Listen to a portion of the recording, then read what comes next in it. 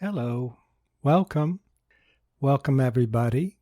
My name is William Cooper, and this is the podcast Awakening Together, Relaxing into Happiness. And I see a lot of my friends. Hello. Hi, Jennifer. This live session is a good time for anybody to ask any questions that have to do with their practice or their path, regardless of what it might be. It can be anything, really.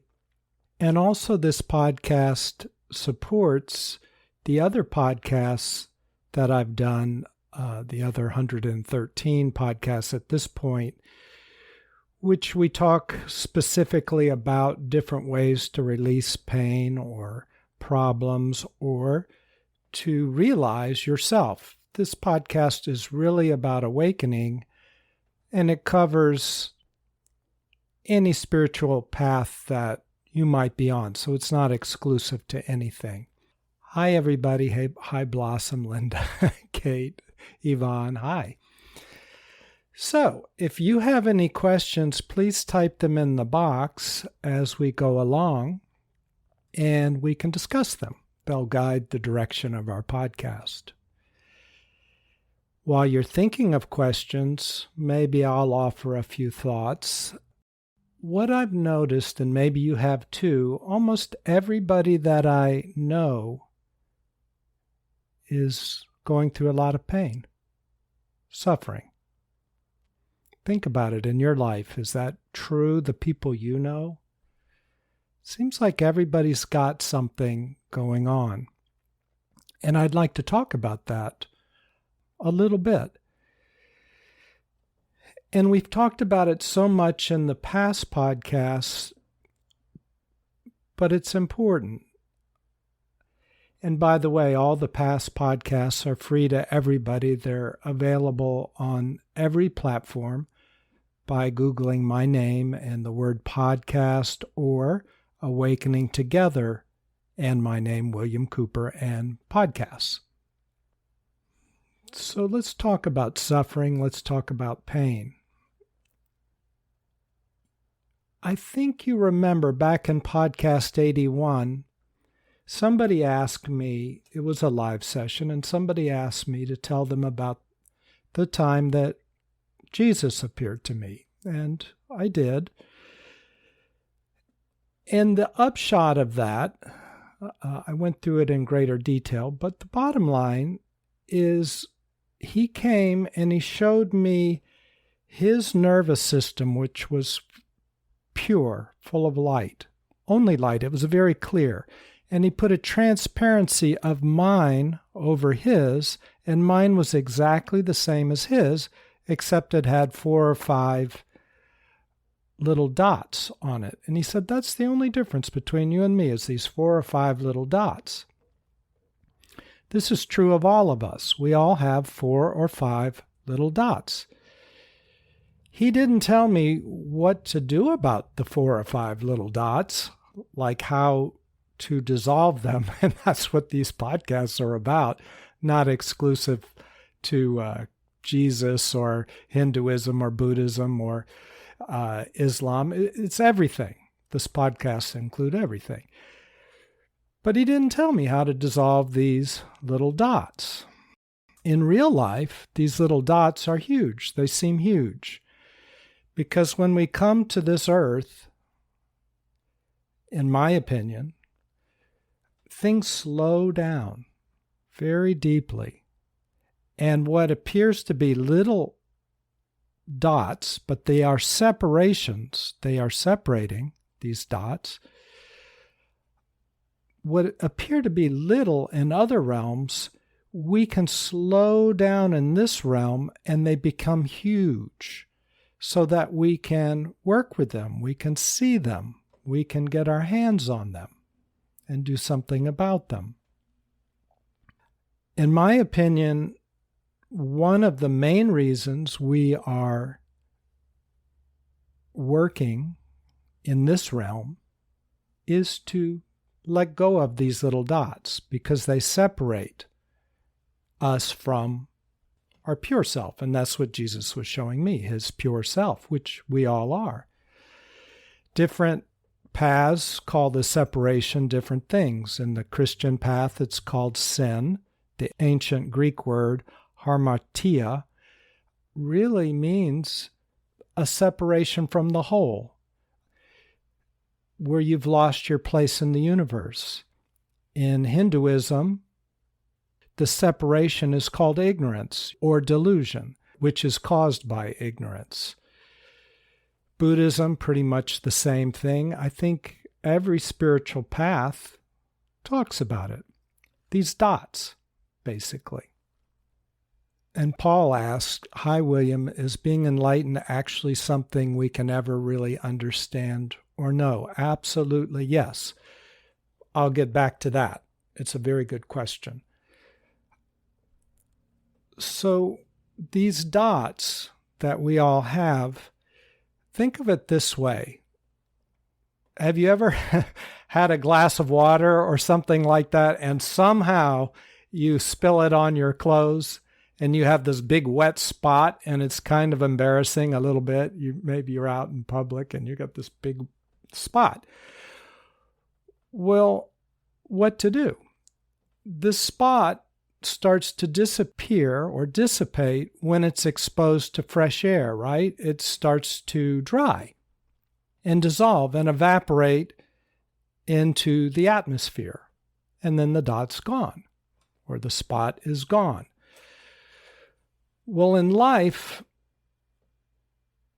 we all have this wet spot. These are the dots, and they come up and they exude, just like the water exudes the vapors as it's drying.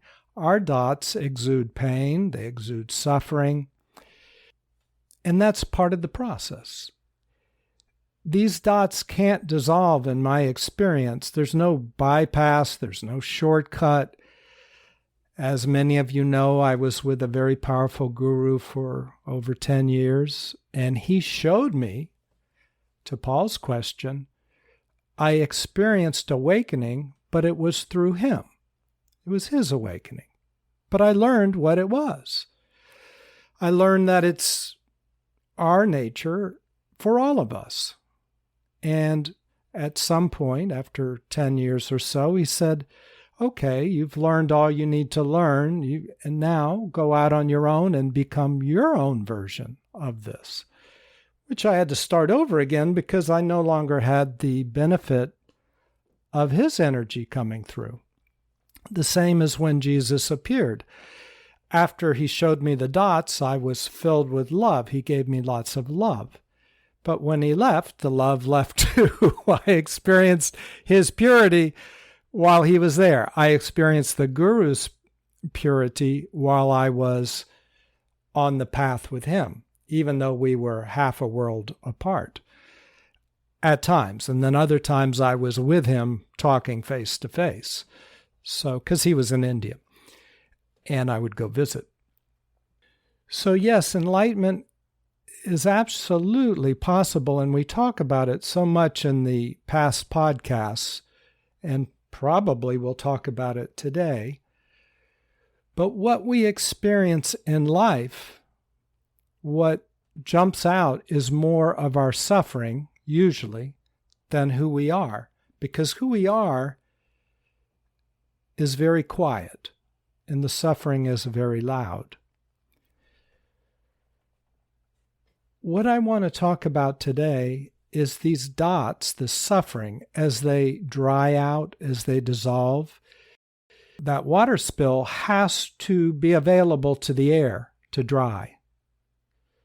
Well, our pain has to be available to our consciousness to dry, which means we have to feel it. Now, the traditional way of dealing with a lot of suffering is to repress it, or to dissociate from it, or cover it up, or drink too much alcohol and get away from it, or watch TV, or something like that. And these are useful strategies at certain times in our lives to protect ourselves. We have to do this to get out of the pounding surf sometimes. There's nothing wrong with it.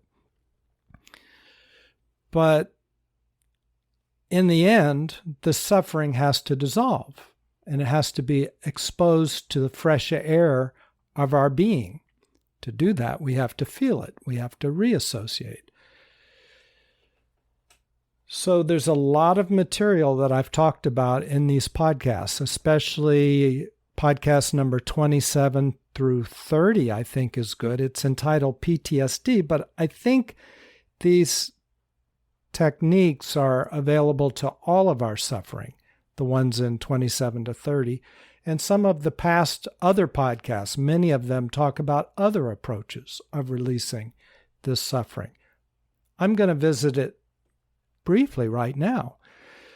So, the spot comes up, the one that Jesus didn't tell me how to dissolve. The reason he didn't tell me, I've become convinced, is because life tells us. It happens. Life brings it up. If there's a dot that needs to come out for us to look at, and in this world, in this creation on earth, it doesn't seem like a dot. It seems like everything in our life almost, like a huge problem that we have to solve. When it comes up, it also has to be exposed to the fresh air of our being. And we have to reassociate to this suffering. We can't do it from a dissociated place. We have to own it, otherwise the energy's cut off from it, and it's really not connected to the fresh air of our being. Dissociated might be, I have a pain in my stomach. I'm doing fine, but I have this pain over here in my stomach. It's not me, it's this tension in my stomach. Well, there's only one being inside of my body, and it's me. So who's creating that pain? It's me. So to reassociate, I just say, ow, I am hurting myself and my stomach. I am causing tension. I am causing myself suffering. I hurt, I hurt, I hurt. Now I'm reassociated. I own it. I allow it. I feel it. And as I feel it, it can mix with the fresh air of consciousness and being. It hurts because we feel it. It hurts a lot. And we might feel it for days or weeks or months, maybe just hours if we're lucky. I don't know. But from this place, it has to go through some steps from this place of association. The first step is we own it. The second step is we let it exude its pent-up energy. It hurts, it hurts, it hurts. I'm suffering. It's painful. So it exudes. It's like an ice cube melting. We let it exude. So there's a period of time of this. And then the next step, very important, all these steps are important. After it's exuded quite a bit, you'll kind of have a feel for it yourself because it is you. At some point, that suffering part that's been exuding now needs to connect to what's going on in your world today and take in some relief, take in some goodness, breathe in some goodness. See, what's happened is this suffering part is locked in time in some other place in your life, like when you were 2 years old or 3 years old or 5 years old or 7 or 8 or I don't know, sometime. And it hasn't updated its files, and it thinks the trauma that created the tension that you're carrying in your body, that original trauma, when you originally started carrying it in your body, it thinks that that trauma is still happening because it hasn't looked around and been able to breathe in like, wow, I'm safe now. It's okay. And that takes some time to notice that. So when you reassociate with your suffering part, I'm hurting, after it's exuded, you then connect to something. Maybe a simple step is touch a tree, and you can ask this hurting part, or you can ask yourself, does that feel better or worse? Just the the feel of nature, does it feel better or worse than the trauma that I went through when I was 5? Does this tree feel better or worse? Or does this nature, walking in nature, feel better or worse? This is a very simple yes or no question, because a traumatized self may not have the wherewithal to answer a whole lot. And it may take all it has just to notice, oh, this does feel better. And then you say, good, drink it in. At least, and it may be very difficult for the traumatized part to take in much. So you say, could you just soak up one drop like a dry sponge? Just soak it up. To the degree it can, you'll feel some relief. And you want to go very slowly because you don't want to overwhelm yourself. So you might take one drop of relief, of goodness, per day or per hour or per... Now, if your self wants more, sure, take 2 drops, 3 drops, as much as you'd like, but you don't want to overwhelm yourself and force yourself either to experience too much pain by bringing all this up, by reassociating too quickly, too fast, too hard. We all want to be out of pain quickly, so we might push ourselves too hard, and then we'll lock down, we'll seize up inside. So you don't want to do that. You want to just take a little every day and then turn the TV on and take a break. Do whatever you do. Take a break. Sure, dissociate a little bit. You got to give yourself a break. You can't do all this all at once. But in this creation, in this world, as I said, these little dots have gotten we've slowed down, and now they feel very big, so we can take in and work with the whole separation, this so-called dot. Every breath that you take in, every bit, every drop, every bit of relief, you'll notice, dissolves 1 drop's worth of that dot, of that suffering. Think about when you get a massage, every bit of time the masseuse rubs your tension, every bit of relaxation that tight muscle takes in relaxes it. It dissolves it until that tight muscle no longer is tight. The tension is completely gone. Well, that's the same with suffering. As it takes in the drops, the suffering becomes completely gone. So I think this is a big part of our life, to know how to let this suffering, first, not fight it, let it come up, because life will tease it up. And that's why everybody's suffering, I think, all around us, maybe us as well, because it's time. It's time to let this go, let it dissolve, let it go. But we can't let it go unless we go through this natural process of feeling it. So it's an odd thing, but what might appear to be a bad thing, oh, I'm suffering, I hurt a lot, I'm going through a big problem. It appears that that's a bad thing, but I think it's a good thing, because it's that dot coming up to be dissolved, to be released. And that's part of the process. That has to happen for this to dissolve. It has to happen. Life is helping us. The second thing, letting go of those dots, is a big thing. But the second thing, and which is a bigger thing, is what Paul asked.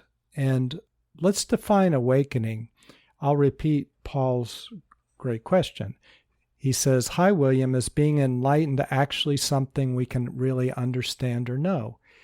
Yes. We can't understand it. Maybe, let's say, I don't think we can completely understand it through the mind, because it has nothing to do with the mind. The mind only works with objects, thoughts, feelings, definitions, philosophies, practical experiences. so on and so forth. It deals with things that you can see, you can touch, you can talk about. And to do that, it has to turn them into objects. It has to label them. That's very helpful in our created world. But to understand our being, who we are, you can only touch that and know clearly who you are through your intuition. You can't know it through taste, touch, and all the rest of them, hearing and all of our five senses. You can't know yourself. You have to know through intuition. I think in about the third podcast, we start talking about that. So I would, if some of you haven't listened to the past podcasts and you want to know about awakening, I would start on I'd start with one and move forward.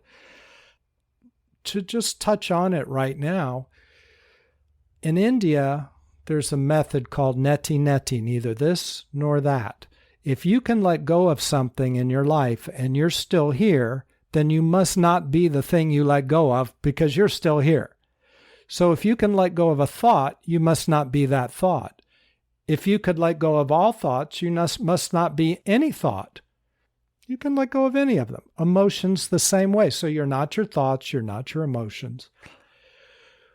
Well, that's just a quick start. You're not a lot of other things as well. But quickly, as a shorthand, if you're not your thoughts and emotions, things get real quiet. What you are must be very quiet because it's not a thought and it's not an emotion. It turns out, for instance, if you focus on my hand, the part of you that's aware of my hand will still be there if my hand disappears. It will, if this is a thought, if my hand is a thought and the thought disappears, it will still be here. So that quiet awareness is who you are. You can't let that go. No matter what you do, that you cannot let that go. The problem that we experience is often we're caught into our thoughts and our dramas and our emotions. And in our culture, we're trained to believe that's who we are. We're not that at all. It's simple logic, but in the past podcasts, we go through it much more deeply. But that's a shorthand answer. So when you've stopped long enough, and that's called meditation, it requires stopping so that you can let some of the suffering go. These dots that we just talked about, you can let them go. Why do you want to let them go? Because they're very dramatic and they suck in our attention. I'm suffering. What's the answer? I have to have the answer. I've got to know.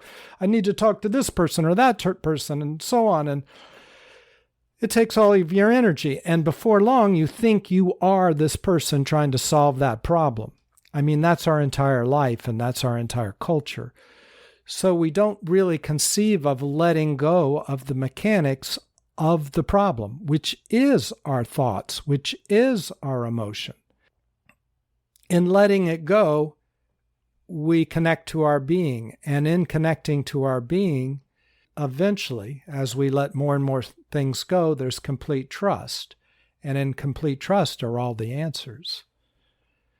Because you are one, you are everything, including all of the answers. You are pure knowing. The value of being with a guru, as I've explained in some past podcasts, are they can give you a preview. I could feel the awakening of my guru. I could experience it even though I couldn't experience my own. So I knew it was true and I knew how it worked to some degree. It's quite different when you walk your own path alone. But one thing they could not do, Jesus or the gurus, anybody, and I've seen hundreds of gurus, I suppose, or awakened people. And I've talked to them at depth. As I said with my one guru, I was with him for over 10 years. One thing they cannot do, I've never found them, even if they think they can't really, and that's take your suffering. Nobody can let go of the stuff you're holding on to except for you, because you're holding on to it. Now, they can guide you, they can help you, they can give you good insights. Jesus said, let go, forgive. What is that? That's letting go. Or if somebody takes your cloak, what does he say? Give them your tunic, just let go. That was one of his main methods. Let go and be in touch with who you are. When you're totally in touch, you are one. And as in his words, the Father and I are one. That meant no Jesus, only oneness. The Hindu path talks about this in great detail, and so does the Buddhist path in a more organized way. Anyway, yes, you can know enlightenment is a direct experience. It's not a philosophy. It's an explosion, and your being is an explosion. But none of us like to sit still very long, usually, so we don't get to experience our being. And why don't we like to sit still usually in our culture? It's because we have so much suffering. And we want to get away from the suffering. We want to dissociate. So we want to keep moving. We want to eat stuff. We want to turn on the TV. We want to have adventures. We want to have dramas. Get our mind off of it. Find something better through action. It's really, to know yourself, it's the opposite. You have to sit still so you can't get distracted. But when you sit still, it hurts because you can't avoid your pain. You can't repress. Okay. Carly says, I'm so resonating what you're saying right now. I'll read some of these comments that have come up. Sue says, if teacher Saib stated in his live that we are all homeless because we lost our connection with nature, nature is so healing and good for us, better than all the cities we live in. Also, we are stressed and anxious because we try to outrun nature. Such an eye-opener. That is so true. It's a very true statement. However, I would like to add to this really true statement. And nature is so healing. But to add to it, we are disconnected from ourselves. We are the nature. As I become further along in my path, and I know who I am, I can sit still in a room. I can sit still in a shopping center. I could sit still anywhere because my being is the heart of nature. So it's me I'm disconnected with. It's me, which is the same as nature. But I don't want to overlook the deepest and clearest, which it's me. It's my being. It's your being. We're disconnected to that. Nature, like gurus, has a good interim role. When I'm so disconnected from myself that I need a little bridge to reground me, that's when I go to nature, because it gives me a place to, when I can reconnect to nature, when I can connect to nature, as I begin to feel the vibration, I can then slow down and calm down enough to feel that same vibration in me, which is my being. By the way, big eye-opener for me, you don't have to have all those black dots and all the suffering dissolved in order to be awake. Awake is knowing yourself, knowing that your being that we talked about just a little earlier, that you know through intuition. You can't find it out in the world. You have to go in, and you can only know it through intuition. But when you know your being, you'll still have problems in your life. You'll still have spots left to dissolve. So you don't have to, the path isn't to dissolve all the spots so that then you'll know, then you'll be awake. That is not the path. That's the wrong path. No, wait a second. There are some benefits to that, because you got to start somewhere. And I was so covered up with these dots that did not feel like dots. It just felt like problems, layer after layer of infinite suffering and problems is how it felt. So I just started working with what I could get my hands on, the first one that I could, because I was so overwhelmed. I thought I was going to go under. I didn't think I was going to survive. So you start with where you are. And as I let those go, as I dissolved more and more, that gave me more space, and then I could follow more spiritual paths, and I could start to calm down. And then, although it's not necessary, I did come across various gurus that helped tune me in to my deeper self, not in the way you would expect, but just by being around them, especially the one that I was with for 10 years, so powerful that after a while I got clearer. But it happened, actually, my clearest moment happened independently of that guru. It dawned on me that I've been looking in my mind. I've been looking for myself in my personality. And it dawned on me, even though I'd heard it a million times, that I'm not my personality. I can't find what I'm looking for because I'm looking in all the wrong places. And probably because of my path, I got used to being in touch with my being. All I can say is at one point, I realized, I'm the one that's aware of all this. And you can't find awareness. It just is. It was a direct experience. Yes, you can know yourself and you can know enlightenment, and it is a direct experience. It's something you experience. People think that anything you experience through intuition is very wispy. It's just because we're not used to it. It's actually much more definite than what you experience through your five senses. But you have to be open to it. And you'll do a lot of flopping around, at least I did, before it opens up. And there's a lot of pain between myself and clarity until it opens up. The reason why I'm not open is because of pain. It's because of these blocks.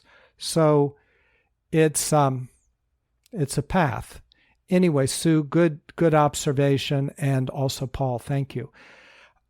Ruby's asking, in your path, should you just let go and be spontaneous, or take a step-by-step process to detach?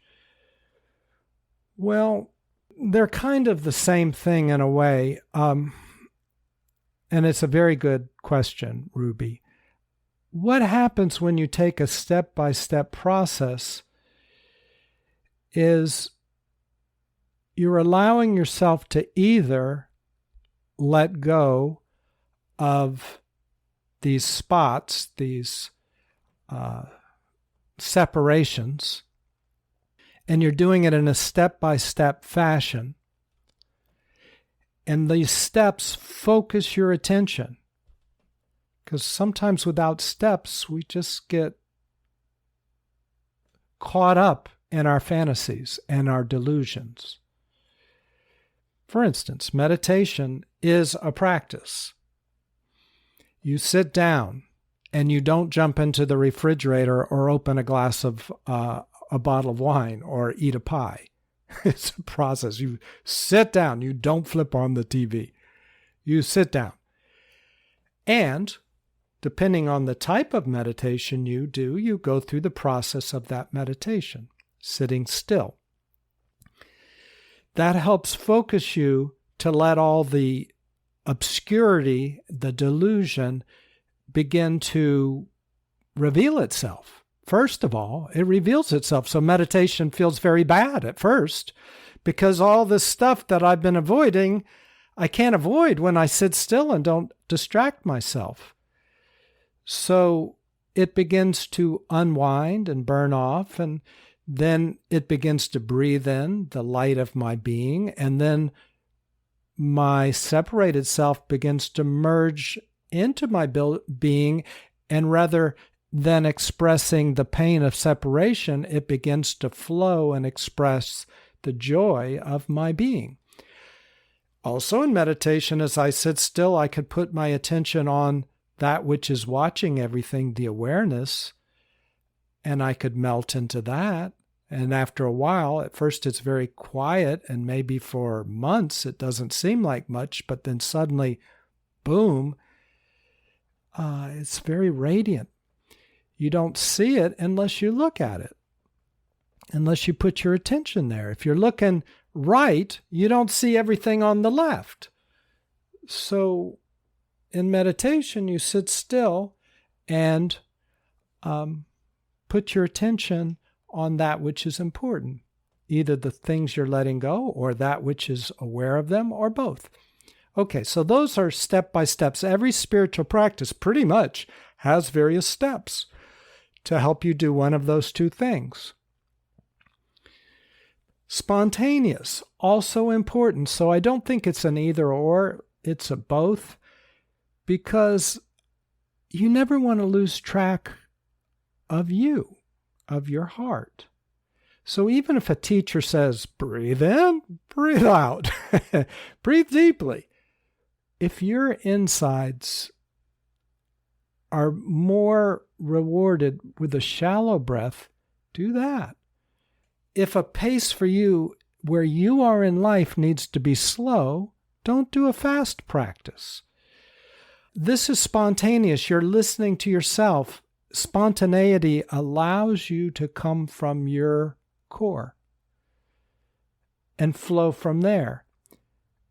Pure spontaneity gets to be a problem because generally our core is clear and pure, but the first layer out is made of separation, and from separation, because we're separated from ourselves, we feel abandoned, hurt, we feel afraid, fear, and we feel angry and unfulfilled. And from there, we generate a whole personality of thoughts and emotions and perspectives on life that are quite incorrect. And those are called delusions, and that becomes our life. So although our center is very pure and spontaneous, as it comes into our life, it is captured. It looks at life through the lenses of separation and delusion. So what I feel to be spontaneous suddenly becomes maybe what I think is spontaneous, maybe how I think I should act if I'm spontaneous. I'm saying this often happens. So these step-by-step practices help dissolve the delusion so that you can flow more spontaneously without being captured by our own delusions. And at the same time, yes, you don't want to lose track of your heart. So I'm saying these two things at the same time, and you have to find your own balance. So the answer is yes, you want to be spontaneous.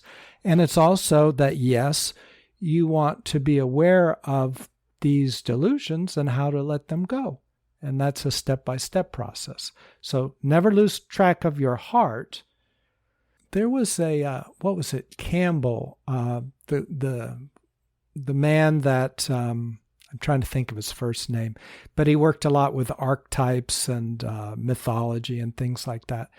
And he said man's purpose in life is to match his heartbeat with the rhythm of nature. That's your purpose in life. Really, because they're one and the same. Oneness is the same as nature. But nature doesn't think, it doesn't emote, it's not muddled up. So there's a clear energy, there's a clear vibration. It's the same vibration as the real you, and it just sort of tunes you into who you are. So man's purpose is to pay attention and let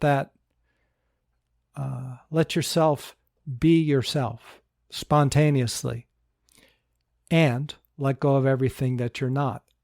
So that's a step-by-step process. Okay, Ruby says, got it, thanks. Sue said about the answer I gave to her, thanks, William, for your great explanation. Majis, I'm not pronouncing your name properly, probably. Does practicing guided meditation lead to the same awareness and self-development? Well, there's many practices, and each of them have a time and place. We're like a multi-level, we're like a rainbow, multicolors. We exist in lots of realities at the same time. And where people get into a little bit of conflict and trouble is when we approach ourselves as one thing. I'm me. I'm this one thing. But I'm not. I touch infinity and then beyond. I'm also in my own little world, in my own psychology, in my culture. Are there other realities? Absolutely. I talked to Jesus before. I told you that story. If you want to hear more, it's in episode 81, I think.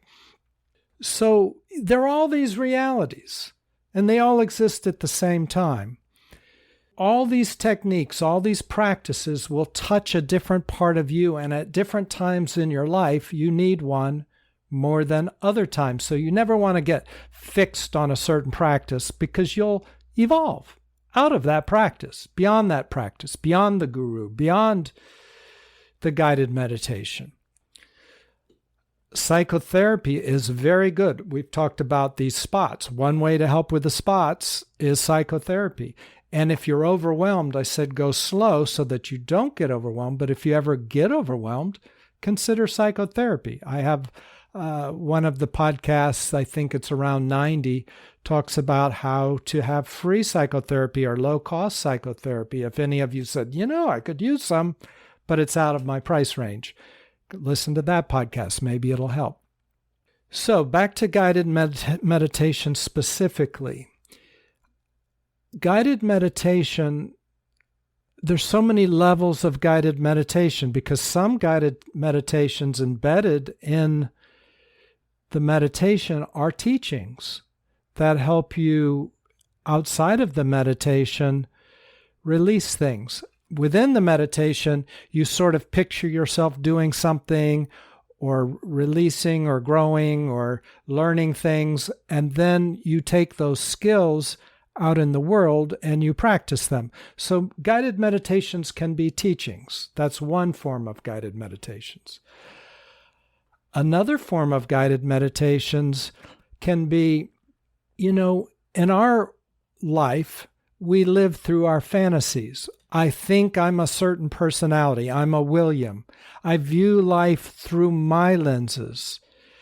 Well, what if my lenses are very diluted, and the more delusion, the more painful they are, and I'm really suffering? I believe something, and it's causing me lots of trouble because I believe it, and nobody can tell me otherwise, and it's true, and I'm really suffering because I'm looking through a suffering lens. It's one of my making, but I don't realize it usually, or I don't know what to do about it. Maybe I realize it, but I don't know what to do about it. So in a guided meditation, I step out of my lenses, I take my glasses off, and I put on the glasses of the guided meditation.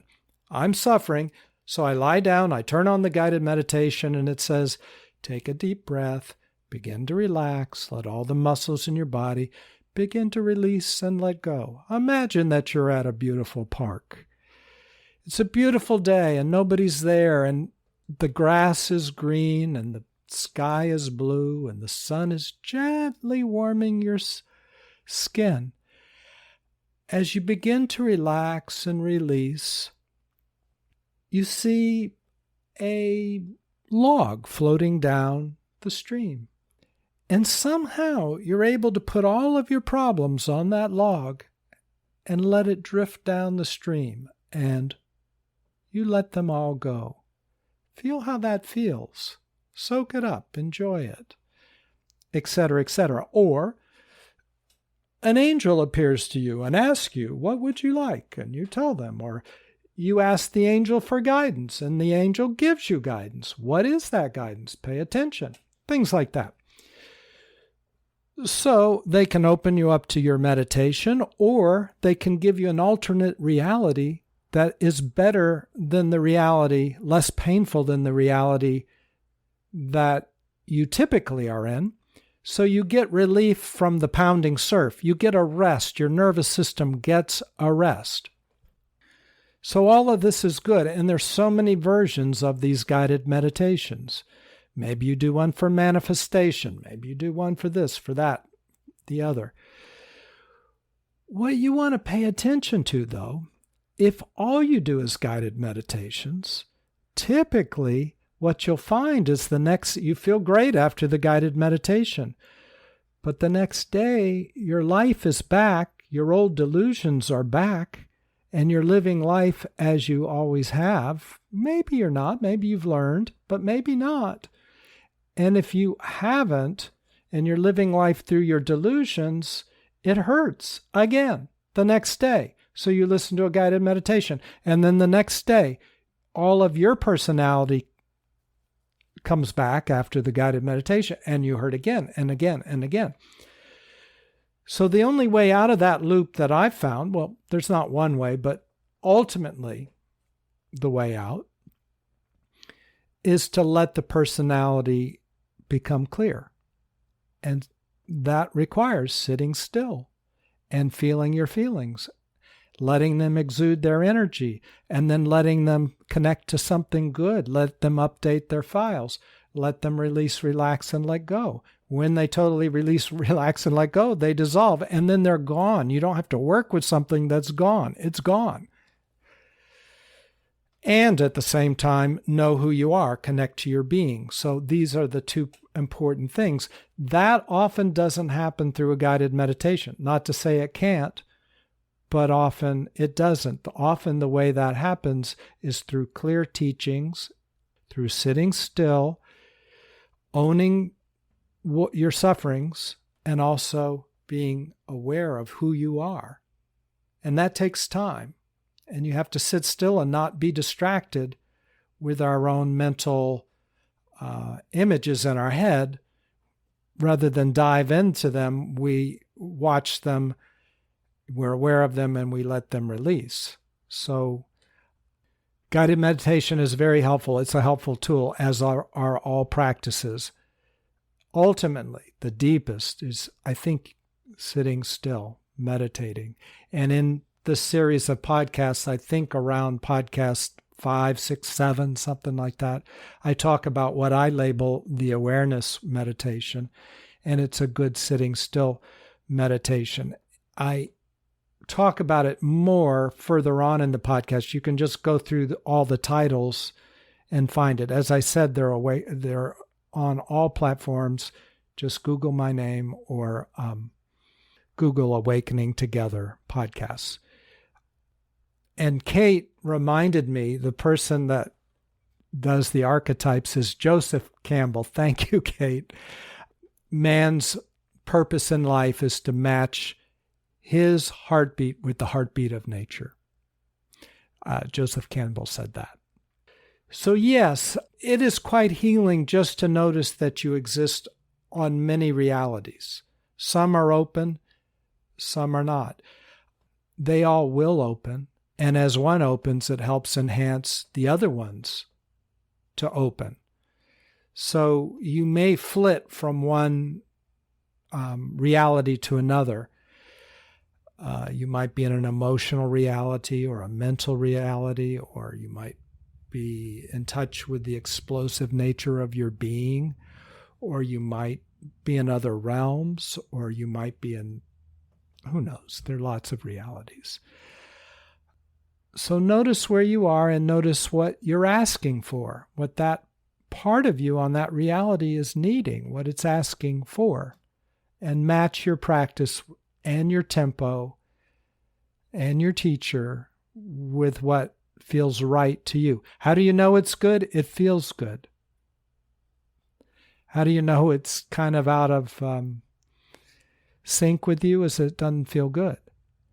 Now, I will say this exception. Be aware that when a very good practice starts to release hidden problems, that also doesn't feel good. So you have to, as you develop in your practice, you know the difference. Like, wow, this hurts, but it's releasing.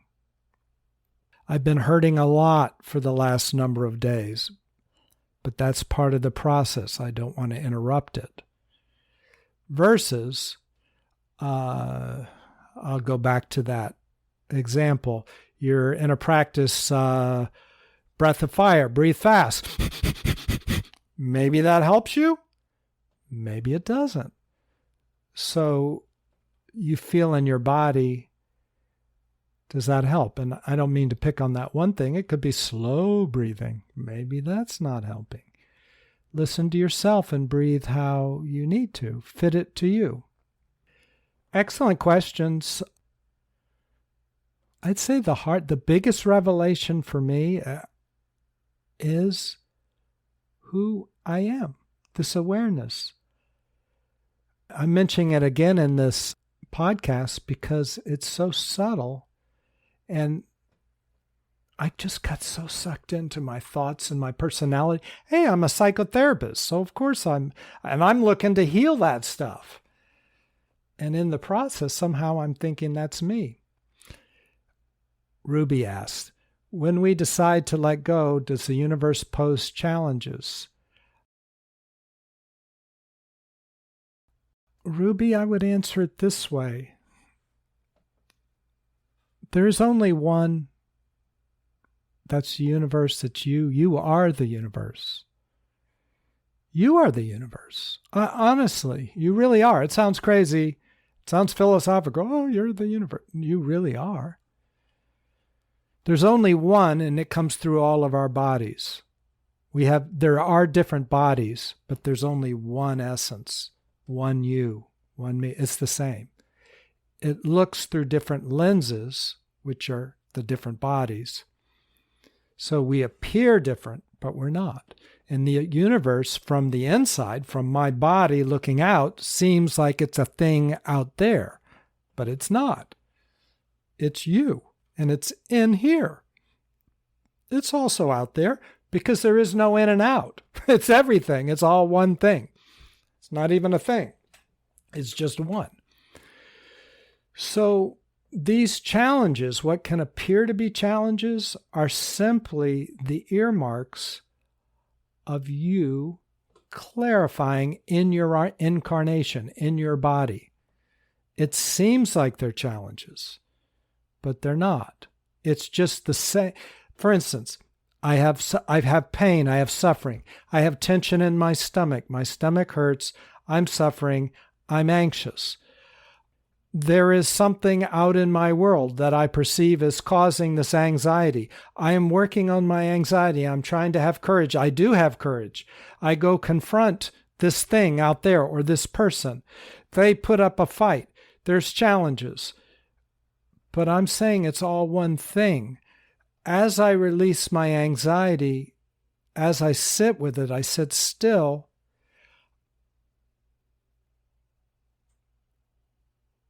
Perhaps the outer world starts to shift.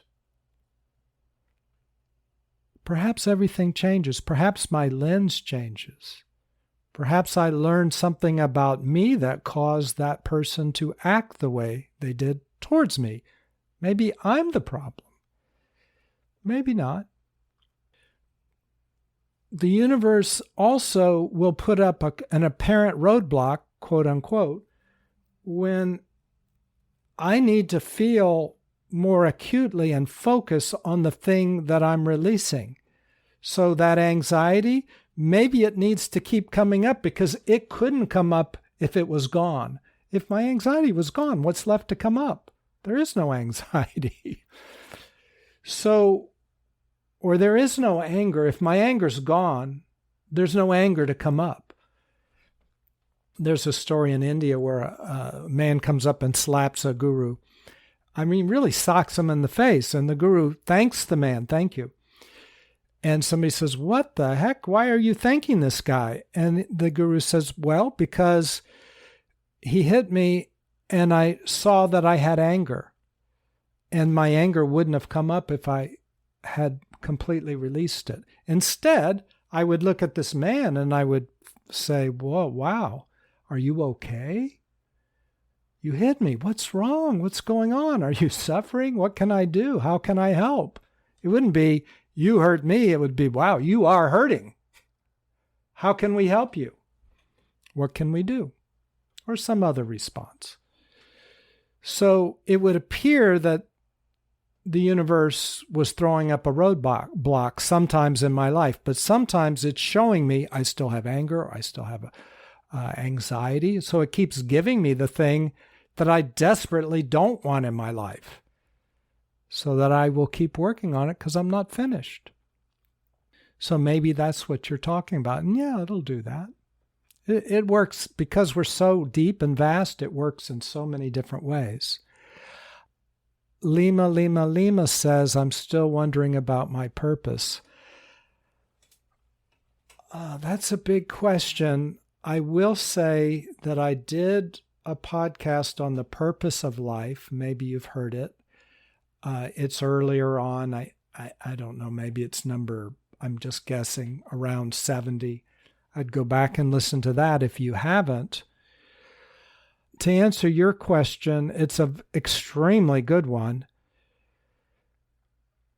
but I want to give it time. So if you join us in any of the other live sessions in the future and ask me that at the beginning, I will devote our time to that.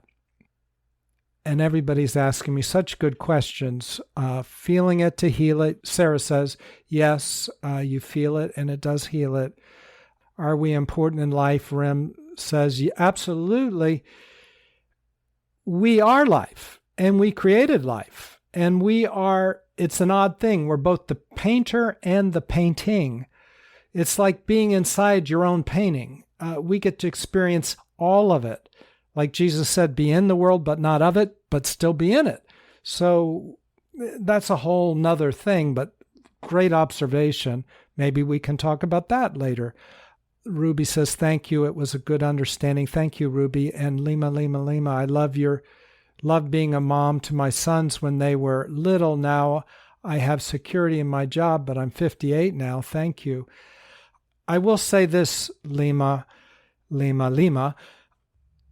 You have purpose in your life. Your life is perfect the way it is, but it may not feel that way.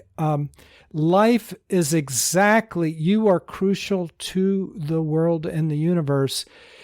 You are holding it together in a way maybe you don't fully. We are all interconnected, and it's more than a saying. It's a truth. I would like to flesh it out more, and maybe in a conversation we could get closer to something more satisfying. So ask me again. By the way, I feel that you take with you what you are. You are always yourself.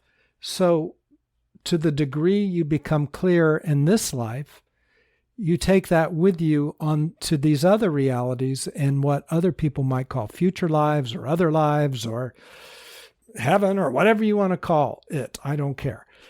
And you continue on your path as both the painter and the painting. So all clarity feels better and better and better. So there is nothing for naught. I'm 68. You're 58. I'm happy with my age because every day I can be a little clearer. I have the same problems everybody else does. I have clarity and I have these dots also. Not the dots that to the degree I used to, but, I've got 20% of my dots still. Jennifer says, thank you, William, and everyone. Terrific interaction.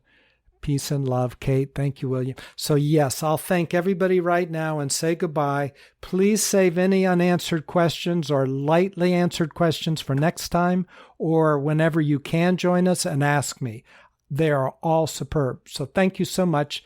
I look forward to seeing you next time. Oh, and thank you, Lima.